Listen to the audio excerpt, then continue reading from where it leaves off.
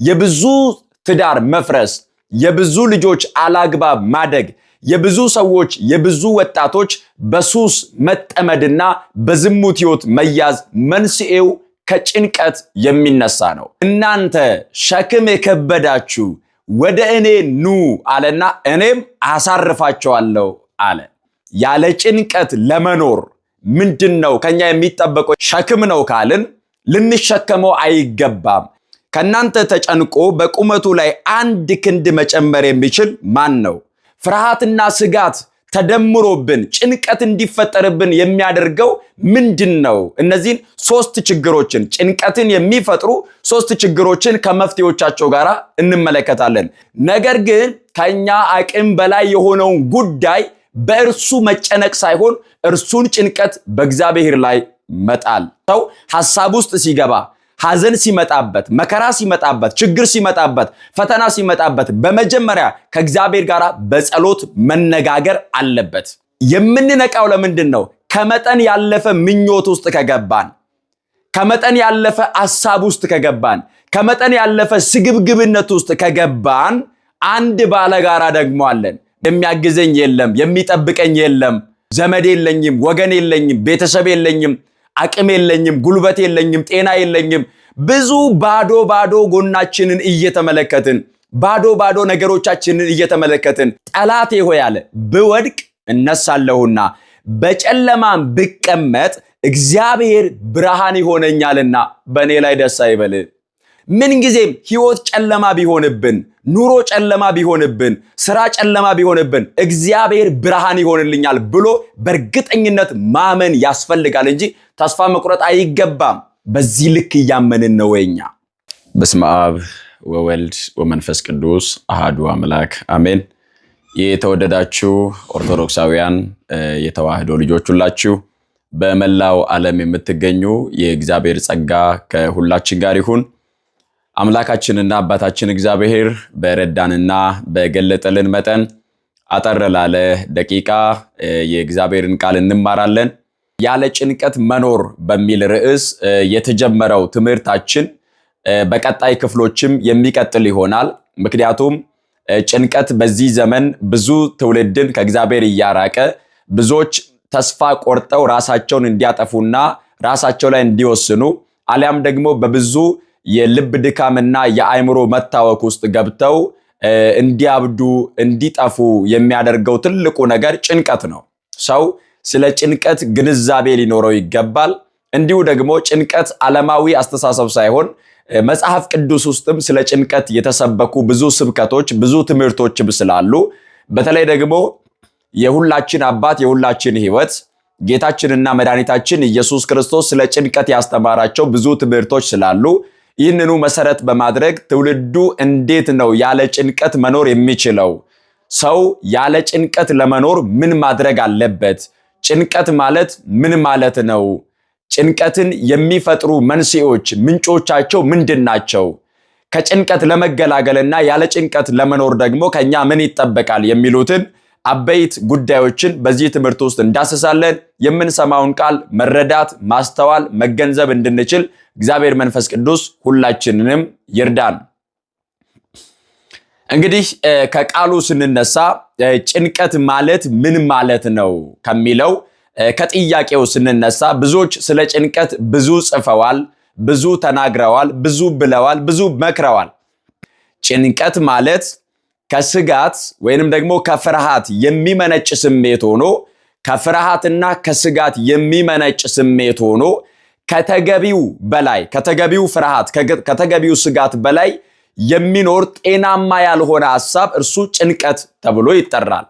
ቀለል ባለ ሁኔታ ጭንቀት ማለት ከፍርሃት ወይም ከስጋት የሚመነጭ ስሜት ሆኖ ከተገቢው ስጋት በላይ ከተገቢው ሐሳብ በላይ የሚመጣ ጤናማ ያልሆነ ስጋት፣ ጤናማ ያልሆነ ሐሳብ ጭንቀት ተብሎ ይጠራል። ይህ ማለት ምን ማለት ነው? ሰዎች በዚህ ዓለም ላይ ስላለፈው ነገር፣ ወደፊት ደግሞ ስለሚመጣው ነገር፣ ደግሞም ዛሬ ስላሉበት ሁኔታ አብዝተው ማድረግ የማይችሉትን ነገር አብዝተው ደጋግመው ማሰባቸው ለጭንቀት ይዳርጋቸዋል። በምኞት ፈረስ እየጋለቡ ልጓም በሌለው ትዕግስት በሌለው መጠን በሌለው ጉዳይ ተይዘው በህሊናቸው አንድን የሚፈልጉትን ነገር ደጋግመው በማሰብ ያንን የማይደርሱበትን የማያገኙትን ጉዳይ አጥብቀውና ደጋግመው በማሰብ የሚገቡበት ያ የሐሳብ ባህር ጭንቀት ነው። ስለዚህ ይሄንን ደግሞ ለመቅረፍ ከኛ ምን ይጠበቃል? ያለ ጭንቀት ለመኖር ምንድነው ከኛ የሚጠበቀው የሚለውን ማስተዋል፣ መገንዘብ፣ መረዳት ያስፈልጋል። ምክንያቱም ብዙዎች ያበዱት በጭንቀት ነው። ብዙዎች በልብ ድካም የተያዙት በጭንቀት ነው። ብዙዎች የተጎዱት በጭንቀት ነው። የብዙ ትዳር መፍረስ፣ የብዙ ልጆች አላግባብ ማደግ፣ የብዙ ሰዎች የብዙ ወጣቶች በሱስ መጠመድና በዝሙት ሕይወት መያዝ መንስኤው ከጭንቀት የሚነሳ ነው። ጭንቀት ነው ትውልዱን ለዚህ የሚዳርገው። ስለዚህ በሌላ ቋንቋ ጭንቀት ሸክም ነው ማለት ነው። ላያችን ላይ የተጫነ ላያችን ላይ ተጭኖ የሚያሰቃየን ወደ መከራ፣ ወደ ፈተና፣ ወደ ስቃይ የሚዳርገን ጭንቀት ነው። ስለዚህ ይሄንን ሸክም እንዴት ነው ማራገፍ የሚቻለው የሚለውን ማወቅ ያስፈልጋል። ሸክም ነው ካልን ልንሸከመው አይገባም። መጣል አለብን፣ ማውረድ አለብን። ከላያችን ላይ ካላወረድ ነው ካልጣል ነው በስተቀር ይህንን ጭንቀት ተሸክመን ይህንን ነገር ይዘን እረፍት ልናገኝ አንችልም። ስለዚህ ጌታችን መድኃኒታችን ኢየሱስ ክርስቶስ የማቴዎስ ወንጌል ምዕራፍ 11 ቁጥር 28 ላይ እናንተ ደካሞች ሸክማችሁ የከበደ ሁሉ ወደ እኔ ኑ እኔም አሳርፋችኋለሁ በማለት ተናግሯል። የሚያሳርፍ ቃል ነው። በእውነት እግዚአብሔር ይመስገን ስለምንሰማው ቃል። እናንተ ደካሞች አለ፣ ደካማ ናችሁ አለ። ይህንን ልትሸከሙ አትችሉም አለ።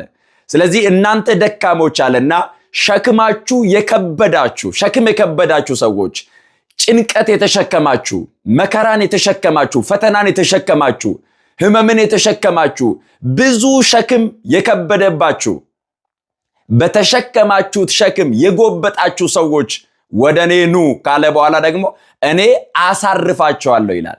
የዚህ ዓለም ሰዎች ቁስላችንን እየነገሩን፣ ድካማችንን እየነገሩን፣ አለመቻላችንን እየነገሩን፣ እኛ የሚጎድለንን ነገር እየነገሩን ጭንቀት ላይ ጭንቀት የሚጨምሩ ሰዎች ናቸው። ጭንቀታችንን መጠኑን ከፍ የሚያደርጉ ሰዎች ናቸው። በዚህ ዓለም ያሉ ሰዎች ሊያሳርፉን አልቻሉም።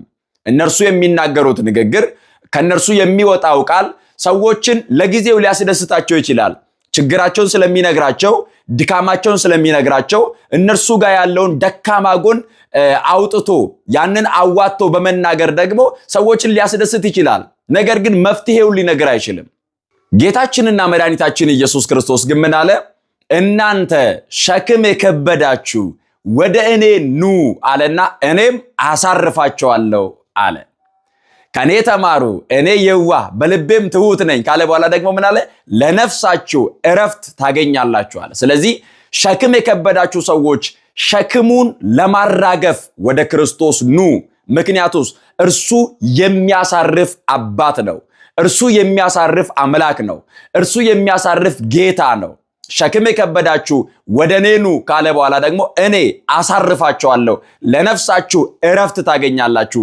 በስጋም በነፍስም እረፍት ለማግኘት ከሐዘን፣ ከጭንቀት፣ ከስጋት ለመገላገል የሰው ልጅ ወደ አሳራፊው ጌታ ወደ እግዚአብሔር መምጣት አለበት። ለዚህ ነው መጽሐፈ ኢያሱ ወልደ ነዌ ምዕራፍ 1 ቁጥር 13 ላይ አምላካችሁ እግዚአብሔር ያሳርፋቸዋል ተብሎ ተጽፏል። የሚያሳርፈን አባታችንና አምላካችን እግዚአብሔር ነው። በቀደመው ኪዳን አምላካችሁ እግዚአብሔር ያሳርፋቸዋል ተብሎ እንደተጻፈ ራሱ ደግሞ አምላክ በስጋ ተገለጠና እናንተ ደካሞች ሸክም የከበዳችሁ ወደ እኔ ኑ አለና እኔም አሳርፋቸዋለሁ አለ። እውነተኛ እረፍት የሚሰጥ ዘላለማዊ እረፍት የሚሰጥ እርሱ አምላካችን እግዚአብሔር ነው። ይህንን ካልን ስለ ጭንቀት ይህንን ከተነጋገርን ጭንቀትን የሚፈጥረው ከፍርሃትና ከስጋት የሚመጣ ነው። ነገ ምን ሊሆን ይችላል፣ ምን ሊመጣ ይችላል፣ ምን ሊፈጠር ይችላል ብሎ ያንን ከመፍራት ደግሞ ስላለፈው ነገር፣ በሕይወታችን ስለተከናወነው ነገር፣ ስለተሳሳትነው ስህተትም ሊሆን ይችላል። ያንን ደጋግሞ በማሰብ ከማሰብ አቅም በላይ በማሰብ ጭንቀትን ይፈጥራል የሰው ልጅ። ስለዚህ ጌታችንና መድኃኒታችን ኢየሱስ ክርስቶስ በዚህ በቅዱስ ማቴዎስ ወንጌል ምዕራፍ 6 ቁጥር 25 ጀምሮ ከደቀ መዛሙርቱ ጋር ሲነጋገር እንደዚህ አለ። ስለዚህ እላችኋለሁ ስለ ነፍሳችሁ በምትበሉት በምትጠጡት ወይም ስለ ሰውነታችሁ በምትለብሱት አትጨነቁ። ነፍስ ከመብል ሰውነትም ከልብስ አይበልጥምን? ወደ ሰማይ ወፎች ተመልከቱ፣ አይዘሩም፣ አያጭዱም፣ በጎተራም አይከቱም፣ የሰማዩ አባታችሁም ይመግባቸዋል። እናንተ ከእነርሱ እጅግ አትበልጡምን? ከእናንተ ተጨንቆ በቁመቱ ላይ አንድ ክንድ መጨመር የሚችል ማን ነው? ስለ ልብስስ ስለምን ትጨነቃላችሁ? የሜዳ አበቦች እንዴት እንዲያድጉ ልብ አድርጋችሁ ተመልከቱ። አይደክሙም አይፈትሉምም። ነገር ግን እላችኋለሁ ሰሎሞንስ እንኳን በክብሩ ሁሉ ከነዚህ እንደ አንዱ አልለበሰም። እግዚአብሔር ግን ዛሬ ያለውን ነገም ወደ እቶን የሚጣለውን የሜዳ ሳር እንዲህ የሚያለብሰው ከሆነ እናንተ እምነት የጎደላችሁ እናንተንማ ይልቁን እንዴት! እንግዲህ ምን እንበላለን፣ ምንስ እንጠጣለን፣ ምንስ እንለብሳለን ብላችሁ አትጨነቁ። ይህንስ ሁሉ አሕዛብ ይፈልጋሉ። ይህ ሁሉ እንዲያስፈልጋችሁ የሰማዩ አባታችሁ ያውቃልና። ነገር ግን አስቀድማችሁ የእግዚአብሔርን መንግሥት ጽድቁንም ፈልጉ፣ ይህም ይጨመርላችኋል። ነገ ለራሱ ይጨነቃልና ስለ ነገ አትጨነቁ፣ ለቀኑ ክፋቱ ይበቀዋል ይላል። ስለ ቅዱስ ቃሉ አምላካችን እግዚአብሔር ስሙ ይክበር ይመስገን። እንግዲህ ጭንቀትን የሚፈጥሩት ነጥቦች ምንድናቸው? ለምሳሌ የተረጋጋ ህይወት እየመራን የተረጋጋ ኑሮ እየኖርን የምንፈልገው ጉዳይ ላይ ከደረስን በኋላ ያሰብነው ጉዳይ ላይ ከደረስን በኋላ የሆኑ ነገሮችም ከተሳኩልን በኋላ በዚያ ነገር እርካታ እንዳይኖረን፣ በዚያ ነገር ሰላም እንዳይኖረን፣ በዚያ ነገር ደስታ እንዳይኖረን እንድንጨነቅ፣ እንድንፈራ፣ እንድንሰጋ ፍርሃትና ስጋት ተደምሮብን ጭንቀት እንዲፈጠርብን የሚያደርገው ምንድነው? እነዚህን ሶስት ችግሮችን ጭንቀትን የሚፈጥሩ ሶስት ችግሮችን ከመፍትሄዎቻቸው ጋር እንመለከታለን። የመጀመሪያው ከአቅም በላይ ማሰብ። የሰው ልጅ ማሰብ ከሚገባው አቅም በላይ ሲያስብ ይጨነቃል። ሰው ደግሞ የተገደበ ፍጡር ነው፣ መለኮት አይደለም። ሰው በዚህ ዓለም ላይ ገደብ የሌለው ወሰን የሌለው ሁሉን ማድረግ የሚችል መለኮት ብቻ ነው። መለኮት ሁሉን ማድረግ የሚችል አምላክ ነው። ለዚህ ነው ኢዮብ ሲናገር ኢዮብ ምዕራፍ 42 ቁጥር 2 ጀምሮ ጻድቁ ኢዮብ ምን አለ? ሁሉን ታደርግ ዘንድ ቻይ እንደሆንክ ሐሳብህም ይከለከል ዘንድ ከቶ እንደማይቻል አሁን አወቅሁ አለ። አያችሁ፣ ገደብ የሌለው ሐሳብ የእግዚአብሔር ሐሳብ ነው። አቅም አለው፣ አቅሙ ይህ ነው ተብሎ ወሰን ያልተበጀለት ልውጋም የሌለው ሁሉን ማወቅ የሚችል ሐሳቡን ደግሞ ማንም የማይከለክለው አምላካችን እግዚአብሔር ነው። ስለዚህ ኢዮብ ምን አለ? ሁሉን ታደርግ ዘንድ ቻይ እንደሆንክ ሐሳብህም ደግሞ ይከለከል ዘንድ ከቶ እንደማይቻል አሁን አወቅሁ አለ። ቅዱስ ገብርኤልም ለእመቤታችን ብስራት በተናገረ ጊዜ ስለ ጌታችን ስለ መድኃኒታችን ስለ ኢየሱስ ክርስቶስ መወለድ ባበሰረ ጊዜ ይህ እንዴት ይሆናል ብላ እመቤታችን ስትጠይቀው ማርያም ሆይ ለእግዚአብሔር የሚሳነው ነገር የለም አለ። ስለዚህ ሁሉን ማድረግ የሚችል የሚሳነው ነገር የሌለ ዓለማትን የፈጠረ ሐሳቡን የሚከለክል ማንም የሌለው ሁሉን ማከናወን ማድረግ መፍጠር ካለመኖር ወደ መኖር አምጥቶ ማኖር የሚችል እርሱ የዘላለም አምላክ እግዚአብሔር ብቻ ነው። ለሌላው ፍጡር አይቻልም። ስለዚህ ይሄንን ካወቅን መለኮት ሁሉን ቻይ ነው ካልን ሁሉን ማድረግ የሚችለው እግዚአብሔር ነው ካልን የሰው ልጅ የተፈቀደለት ደረጃ አለ ማለት ነው። ማሰብ የሚገባው ልክና መጠን አለው ማለት ነው። ወሰን አለው፣ ልውጋም አለው። ከዚያ ወሰን ማለፍ አይችልም። ከዚያ ልክና መጠን ተሻግሮ ከሄደ ራሱ ላይ ጭንቀትን ይፈጥራል እንጂ የሚያመጣው ውጤት የለም። ይህንን ሲያስረዳ ጌታችን ኢየሱስ ክርስቶስ ምን አለ? ከእናንተ መካከል አለ ተጨንቆ በቁመቱ ላይ አንድ ክንድ መጨመር የሚችል ማን ነው አለ። አሁን ባነበብነው የቅዱስ ማቴዎስ ወንጌል ምዕራፍ 6 ቁጥር 25 ጀምሮ እስከ ፍጻሜ ምዕራፍ ድረስ አሁን ባነበብነው ምዕራፍ ውስጥ ጌታችን ኢየሱስ ክርስቶስ ምን አለ? ከእናንተ አለ ተጨንቆ በቁመቱ ላይ አንድ ክንድ መጨመር የሚቻለው ማን ነው አለ። ይህችን ቀላል ነገር ማድረግ ካልተቻላችሁ ስለሌላው ስለምን ትጨነቃላችሁ አለ። ልብ በሉ። ይህችን ማድረግ ካልተቻላችሁ በቁመታችሁ ላይ ክንድ መጨመር ስንዝር መጨመር የማንችልን የተገደብነን ማለት ነው። ፍጡራን ነን ማለት ነው። ስለዚህ ሰው በልኩ ነው ማሰብ የሚገባው፣ በመጠኑ ነው ማሰብ የሚገባው፣ በልኩ ነው መኖር የሚገባው። ከአቅም በላይ ማሰብ፣ በምኞት መጋለብ፣ በምኞት ባህር ውስጥ መዋጥ፣ ሰው ከሚያስፈልገው ሰው ከሚሆነው አቅም በላይ አብዝቶ ማሰቡ ለጭንቀት ይዳርገዋል ማለት ነው። ስለዚህ የጭንቀት መንስኤዎች ከሚባሉት መካከል አንዱ ማሰብ ከሚገባው አቅም በላይ ማሰብ ነው። ከአቅማችን በላይ ማሰብ፣ ይህ ነው ለጭንቀት የሚዳርገን። ስለዚህ መፍትሄው ምንድነው? በአቅማችን ማሰብ፣ ራሳችንን መፈተሽ፣ እኛ ማድረግ የምንችለው ምንድነው ማለት። ከዚያስ ራሳችንን ፈትሸን ማድረግ የምንችለውን እያደረግን መስራት የምንችለውን እየሰራን አቅማችንን፣ ዕውቀታችንን፣ ብቃታችንን ተረድተነው ያንን ወደ ተግባር የመቀየር ኃይላችንን፣ ጉልበታችንን ተጠቅመን ወደ ተግባር እየቀየርን ነገር ግን ከኛ አቅም በላይ የሆነውን ጉዳይ በእርሱ መጨነቅ ሳይሆን እርሱን ጭንቀት በእግዚአብሔር ላይ መጣል። ለምሳሌ በመጽሐፈ ሳሙኤል ቀዳማዊ ምዕራፍ 1 ላይ አንድ ታሪክ እናገኛለን። የሐናን ታሪክ። ሐና ልጅ ስላልነበራት አብዝታ ትጨነቅ ነበረ። የምታለቅስ፣ የምታዝን፣ ሁልጊዜ በሐዘን የተጎዳች፣ ልቧ የተሰበረ፣ ዕለት ዕለት የምታዝን ሴት ነበረች ሐና። ከዚህም የተነሳ ስለተጨነቀች ሕይወቷ በለቅሶ የተዋጠ ስለሆነ ዕለት ዕለት የምታዝን የምታለቅስ ስለሆነች ሰዎች ደግሞ በነገር ያቆሰሏትና ልቧ ያዘነባት ልቧ የቆሰለባት ምስኪን ስለሆነች ወደ እግዚአብሔር ቤት መጣችና ከእግዚአብሔር ጋር በጸሎት መነጋገር ጀመረች። እግዚአብሔርን በጸሎት አናገረችው። እግዚአብሔር እንዲረዳት፣ እግዚአብሔር እንዲያግዛት፣ እግዚአብሔር እንዲጠብቃት ለመነችው። እግዚአብሔርን በጸሎት ከእግዚአብሔር ጋር ስትነጋገር እርሷ ከአምላኳ ጋር አብዝታ በምትነጋገርበት ጊዜ ጸሎቷንም አርዝማ በምትጸልይበት ጊዜ ካህኑ ኤሊ ይመለከታት ነበረ። የልቧን ጭንቀት የሚያውቀው እግዚአብሔር ነው። በውስጧ ያለውን ስሜት የሚያውቀው እግዚአብሔር ነው። እርሷም ደግሞ በልቧ ያለውን ሁሉ የሚያውቀውን አምላክ እግዚአብሔርን በዝምታ ታወራዋለች፣ በቀስታ ታወራዋለች።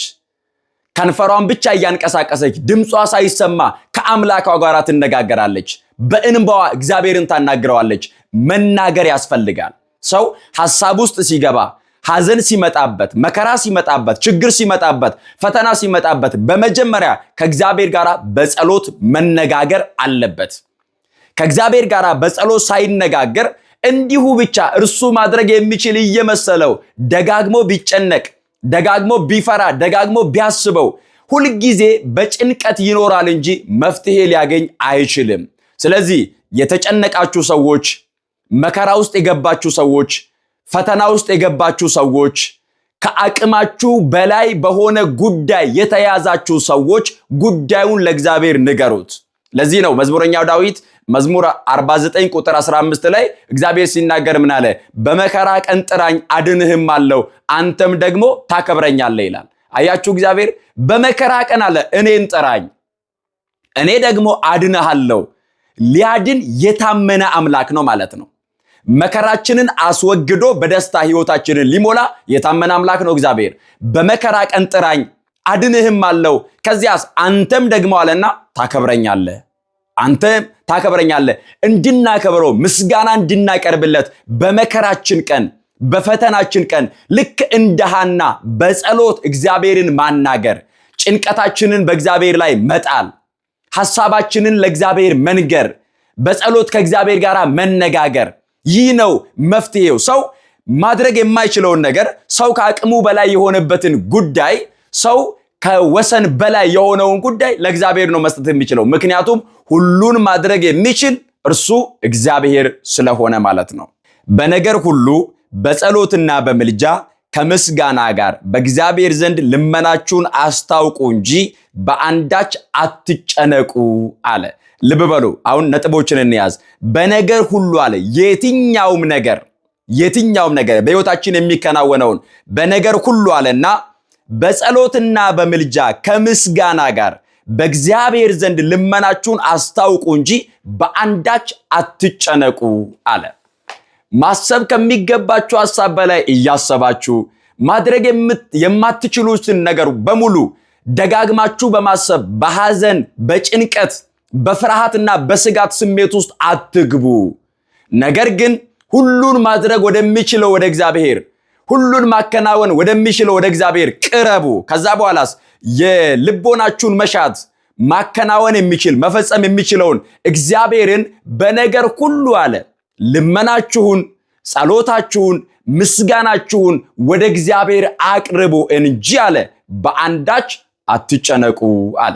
ስለዚህ ጭንቀታችሁን በእግዚአብሔር ላይ ጣሉ። ሐሳባችሁን በእግዚአብሔር ላይ ጣሉ። ከእግዚአብሔር ጋር ተነጋገሩ። እኛ በቁመታችን ላይ አንድ ክንድ መጨመር የማንችል ደካሞች ነን። ለዚህ ነው ጌታ ሲናገር እናንተ ደካሞች ሸክም የከበዳችሁ ወደ እኔ ኑ እኔ አሳርፋችኋለሁ አለ። በቁመታችን ላይ ስንዝር መጨመር የማንችል ጥቂቷን ነገር ማድረግ የማንችል ወሰንና ገደብ ያለን ደካሞች ነን እኛ። እዚህ ደካማ የሆነን እኛ ሸክማችንን ያዛለንን ያደከመንን ነገር በሙሉ በእግዚአብሔር ላይ ደግሞ መጣል ያስፈልጋል ማለት ነው። ስለዚህ ስለ ጭንቀት ስንነጋገር ጭንቀትን የሚፈጥረው የመጀመሪያው ማሰብ ከሚገባው አቅም በላይ ማሰብ፣ ከአቅማችን በላይ ማድረግ ከምንችለው በላይ ደጋግመን ማሰብ ለጭንቀት እንድንዳረግ ያደርገናል። ስለዚህ ምን ማድረግ አለብን? በልካችን በአቅማችን ማድረግ የምንችለውን እያደረግን ሁልጊዜ ግን ሁሉን ማድረግ ከሚችለው ከእግዚአብሔር ጋር ደግሞ በጸሎት መነጋገር፣ እግዚአብሔርን ማመስገን፣ ወደ እግዚአብሔር መቅረብ፣ ጭንቀትን፣ ሐሳብን፣ የልብን መሻት ከኃጢአት ብቻ በቀር በነገር ሁሉ ማከናወን የሚችለውን ጌታ እርሱን መለመን፣ ያን ጊዜ ከጭንቀት ማረፍ እንችላለን ማለት ነው። ሁለተኛው በመጠን መኖር። ሰው ጭንቀት ውስጥ የሚገባው በመጠን መኖርን ስላላወቀ ነው። ሁሉን ነገር ማግኘት እንፈልጋለን። ሁሉን ነገር ማግበስበስ እንፈልጋለን። ሁሉም ነገር የኛ እንዲሆን እንፈልጋለን። ከዚህ የተነሳ እጃችን ላይ ባለው ጉዳይ እርካታ የለንም። ቤታችን ላይ ባለው ጉዳይ ሰላም የለንም። ሮጠን በሰበሰብናቸው ጉዳዮች በያዝናቸው ነገሮች በሙሉ እረፍት የለንም። ለምን ሲባል መጠን ስለሌለው ህይወታችን፣ ገደብ ስለሌለው ህይወታችን። ይህንን ሲናገር ቅዱስ ጴጥሮስ በዚህ በአንደኛ ጴጥሮስ መልእክቱ ምዕራፍ 5 ቁጥር 8 ላይ እንዴት መኖር እንደሚገባን ሲናገር ሐዋርያው ቅዱስ ጴጥሮስ እንዲህ ይላል። ቁጥር 6 እስከ 8 ድረስ ያለውን አነብላችኋለሁ። እንዲህ ይላል፣ እንግዲህ በጊዜው ከፍ እንዲያደርጋችሁ ከኃይለኛው ከእግዚአብሔር እጅ በታች ራሳችሁን አዋርዱ። እርሱ ስለ እናንተ ያስባልና የሚያስጨንቃችሁን ሁሉ በእርሱ ላይ ጣሉት። በመጠን ኑሩ፣ ንቁም። ባለጋራችሁ ዲያብሎስ የሚውጠውን ፈልጎ እንደሚያገሳ አንበሳ ይዞራልና በዓለም ያሉት ወንድሞቻችሁ ያን መከራ በሙሉ እንዲቀበሉ እያወቃችሁ በእምነት ጸንታችሁ ተቃወሙት ይላል። ልብ በሉ፣ በመጠን መኖር እንደሚገባን፣ በመጠን ባንኖር ግን ምን እንደሚገጥመን ሐዋርያው ተናግሯል። በመጀመሪያ ደረጃ አለ የሚያስፈልጋችሁን ነገር እንድታገኙ የሚያስጨንቃችሁን በሙሉ በእግዚአብሔር ላይ ጣሉት። ከኃይለኛው ከእግዚአብሔር እጅ በታች ራሳችሁን አዋርዱ። እናንተ የእግዚአብሔር ባሪያዎች ናችሁ። እናንተ የእግዚአብሔር አገልጋዮች ናችሁ። እናንተ የእግዚአብሔር ልጆች ናችሁ። አባታችን እግዚአብሔር የሚያስፈልገንን ያውቃል። ስለዚህ በመጠን እንኖር። የሚያስፈልገንን ነገር፣ የሚያስጨንቀንን ነገር፣ ከእኛ አቅም በላይ የሆነውን ጉዳይ ሁሉ በእግዚአብሔር ላይ እንጣለው። የሚያስጨንቃችሁን ሁሉ በእግዚአብሔር ላይ ጣሉት አለ ሐዋርያው። የመጀመሪያው ይሄ ነው። በእግዚአብሔር ላይ ጣሉት ካለ በኋላ በመጠን ኑሩ አለ። በመጠን ኑሩ። የሰው ልጅ መጠን ያስፈልገዋል። በመጠን መኖር አለበት። ሁሉን ነገር ማግበስበስ አይችልም ሰው። ሁሉን መሰብሰብ አይችልም ሰው። የሰበሰብነው ነገሮች በሙሉ ደግሞ ጭንቀት ሊፈጥሩብን ይችላሉ። እረፍት ሊነሱን ይችላሉ። ስለዚህ በመጠን ኑሩ ካለ በኋላ ንቁ አለ። ንቁ፣ በመጠን ኑሩ አለና ቀጥሎ ምን ይላል? ንቁ። ንቃተ ህሊና ያስፈልጋል። የምንነቃው ለምንድን ነው? ከመጠን ያለፈ ምኞት ውስጥ ከገባን፣ ከመጠን ያለፈ ሐሳብ ውስጥ ከገባን፣ ከመጠን ያለፈ ስግብግብነት ውስጥ ከገባን አንድ ባለጋራ ደግሞ አለን። ማን? ዲያብሎስ። ዲያብሎስ አለ የሚውጠውን ፈልጎ ይዞራል አለ። የሚውጠውን ፈልጎ የሚገድለውን እየፈለገ የሚያጠፋውን እየፈለገ የሚያሰናክለውን እየፈለገ የሚጥለውን እየፈለገ ትውልድን ከእግዚአብሔር ለመለየት በብዙ ወጥመድ የሚዘረጋው ዲያብሎስ የሚውጠውን ፈልጎ ይዞራልና በመጠን ኑሩ። ከዚያስ ንቁ፣ የሚያስጨንቃችሁን በእግዚአብሔር ላይ ጣሉት፣ ከእግዚአብሔር ጋር በጸሎትና በምልጃ ተነጋገሩ፣ ያን ጊዜ ነው ለነፍሳችሁ እረፍት የምታገኙት አለ። ስለዚህ የሚያስጨንቀንን በእርሱ ላይ ጥለን መጠናችንን አውቀን በመጠን መኖር እንደሚገባን ቅዱስ ጴጥሮስ በመልእክቱ ነግሮናል። ከመጠን ያለፈ ሐሳብ ውስጥ ከገባን የተዘጋጀ ባለጋራ አለ። ትውልድን ለመዋጥ የተዘጋጀ፣ ሰዎችን ለማሰናከል የተዘጋጀ፣ ደግሞ የሚቀመጥ ሳይሆን የሚዞር ባለጋራችሁ ዲያብሎስ የሚውጠውን ፈልጎ ይዞራልና በዓለም ያሉ ወንድሞቻችሁ እንዲሁ እንደተፈተኑ እናንተም ደግሞ እንዳትፈተኑ በእምነት ንቁና ተግታችሁ ጸልዩ በማለት መክሮናል። ስለዚህ በመጠን መኖርን አለማወቅ፣ ይህንን አለመረዳት ጭንቀትን ይፈጥራል። ይህንን አለመገንዘብ ጭንቀትን ይፈጥራል። ስለዚህ ከጭንቀት ለማረፍ ያለኝ ይበቃኛል ብሎ ማመን፣ የሰጠኝ እግዚአብሔር ነው ብሎ ማመን፣ አሁን የምኖረውን ኑሮ የሰጠኝ እግዚአብሔር ነው፣ ከዚህ የተሻለ ሊሰጠኝ የታመነ ነው፣ እንኳን በስጋ የምኖረውን እንኳን ከሰማይ በታች ያለውን ምድራዊ ነገር ይቅርና በሰማይ ሀገር ያዘጋጀልኝ አምላክና አባት አለኝ። ስለዚህ የጊዜውን ሳይሆን የዘላለሙን አዘጋጅቶልኛል። የሚታየውን ብቻ ሳይሆን የማይታየውን አዘጋጅቶልኛል። ያንን ያዘጋጀልኝ አምላክ አሁን ለሚበላ ለሚጠጣ እንጀራ የሚጠረጠር የሚመዘን አምላክ አይደለም ብሎ በእርግጠኝነት በእምነት መኖር ያስፈልጋል። በእምነት መኖር ያስፈልጋል። ካለበለዚያስ መጠን ከሌለን ስግብግቦች እንሆናለን። እረፍት አይኖረንም፣ ሰላም አይኖረንም፣ ደስታ አይኖረንም።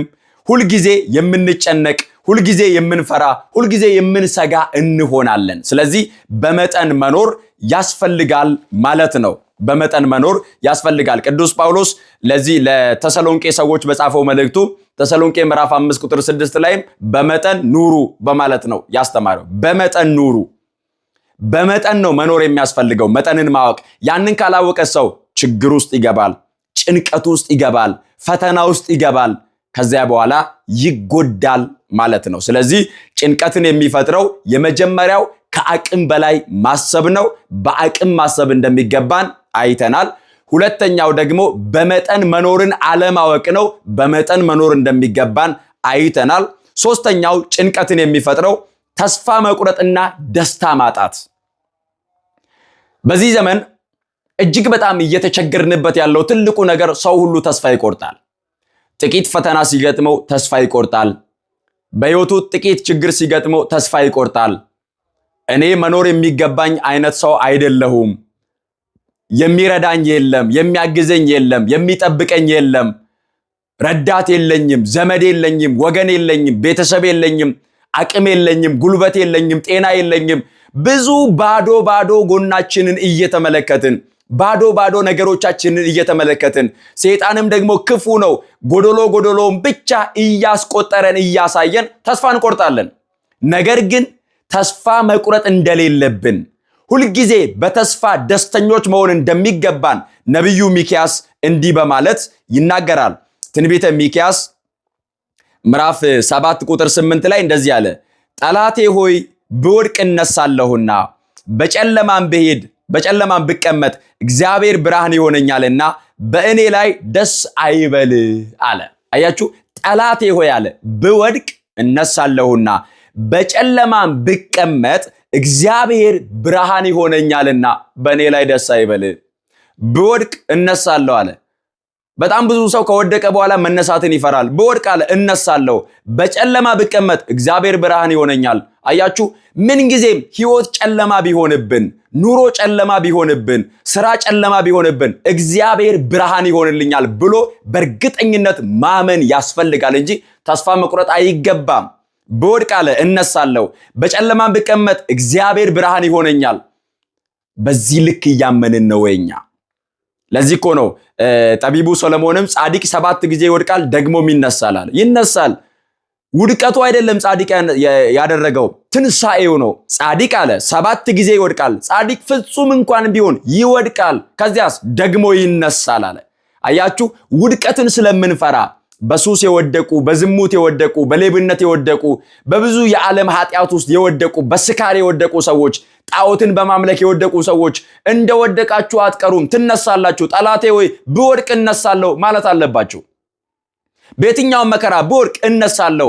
በጨለማ እንኳን ብቀመጥ፣ በሱሳሱስ ጨለማ ውስጥ ብቀመጥ፣ በዝሙት ጨለማ ውስጥ ብወድቅ፣ በኃጢአት፣ በስካር፣ በዘፋኝነት፣ በቂም፣ በበቀል፣ በጥላቻ ጨለማ ውስጥ እንኳን ብቀመጥ እግዚአብሔር ብርሃን ይሆነኛል። ስለዚህ ወደ ብርሃን እመጣለሁ። እግዚአብሔር የወደቁትን ያነሳል።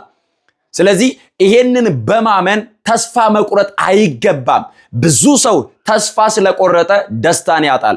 ደስታ ደግሞ የሚገኘው በተስፋ ነው። ቅዱስ ጳውሎስ እንደተናገረ በተስፋ ደስ ይበላችኋል፣ ደስ ይበላችኋል። በሰማይ የተዘጋጀውን ሀገር እያሰባችሁ በተስፋ ደስ ይበላችሁ። ተስፋ ሊኖረን ይገባል። ተስፋ ደግሞ የሚኖረን እግዚአብሔር ይችላል ብሎ በማመን ነው። እግዚአብሔር ሁሉን ቻይ ነው ብሎ የሚያምን ሰው ተስፋ አለው። በወድቅ እንኳን እግዚአብሔር ያነሳኛል ብሎ ያምናል። ብሰናከል እንኳን እግዚአብሔር ያነሳኛል ብሎ ያምናል። በጨለማ በወድቅ እንኳን እግዚአብሔር ብርሃን ሆኖ ወደ ብርሃን ያመጣኛል፣ ወደ ከፍታው፣ ወደ ክብሩ፣ ወደ ቅድስና፣ ወደ ዘላለም ሕይወትና እረፍት እግዚአብሔር ያመጣኛል ብሎ ያምናል። በተስፋ ይደሰታል። ስለዚህ ወገኖቼ ጭንቀትን የሚፈጥረው ከአቅም በላይ ማሰብ ነው። ጭንቀትን የሚፈጥረው መጠንን አውቆ አለመኖር ነው። ጭንቀትን የሚፈጥረው ተስፋ መቁረጥ ነው። እኛ ግን የእግዚአብሔር ልጆች ነንና እኛ በክርስቶስ ያመንን፣ ክርስቶስ ዋጋ የከፈለልን፣ ክርስቶስ የሞተልን፣ ክርስቶስ የቆሰለልን፣ ክርስቶስ ከሰማይ ሰማያት ወርዶ ከእመቤታችን ከቅድስት ድንግል ማርያም ተወልዶ በከብቶች ግርግም በበረት ተወልዶ ስጋውን ቆርሶ ደሙን አፍስሶ ዋጋ ከፍሎ ከባርነት የታደገን ነፃ ሕዝብ ነን። እኛ የእግዚአብሔር ልጆች ነን። አምላካችን እግዚአብሔር ደግሞ ሁሉን ማድረግ የሚችል ነው። በስሙ ላመኑት ነገር ሁሉ ለበጎ ነው ተብሎ እንደተጻፈ በእርሱ የምናምን እኛ ነገር ሁሉ ለበጎ እንደሆነ እናምናለን። ስለዚህ እርሱ ሁሉን ማድረግ ይችላልና ተስፋ መቁረጥ አይገባም። ተስፋ ከመቁረጥ የተነሳ ደስታ ማጣት ይመጣል። ደስታ ሲታጣ ደግሞ ጭንቀት ይመጣል። ያን ጊዜ ደግሞ ሰዎች ይጎዳሉ። ስለዚህ ተስፋ ያደረግን እግዚአብሔርን ባለን ነገር ሁሉ እያመሰገንን የደስታችን መሰረቱ እግዚአብሔር እንደሆነ አምነን በጌታ ደስ ይበላችሁ ደግሜ ላለው ደስ ይበላችሁ ተብሎ እንደተጻፈ የደስታችን ምንጩና መሰረቱ እግዚአብሔር እንደሆነ አውቀንና አምነን ይህንን ተረድተን በሕይወት እንድንኖር እግዚአብሔር መንፈስ ቅዱስ ሁላችንንም ይርዳን። በቀጣይ ያለ ጭንቀት መኖር የሚለው ትምህርት ይቀጥላል። ሁላችሁም ይህንን የዩቲዩብ ቻናል ሰብስክራይብ፣ ላይክ፣ ሼር እያደረጋችሁ ለብዙዎቹ እንድታዳርሱ በክርስቶስ ፍቅር ጠይቃችኋለሁ። ጸጋ ይብዛላችሁ። እግዚአብሔር ከሁላችን ጋር ይሁን።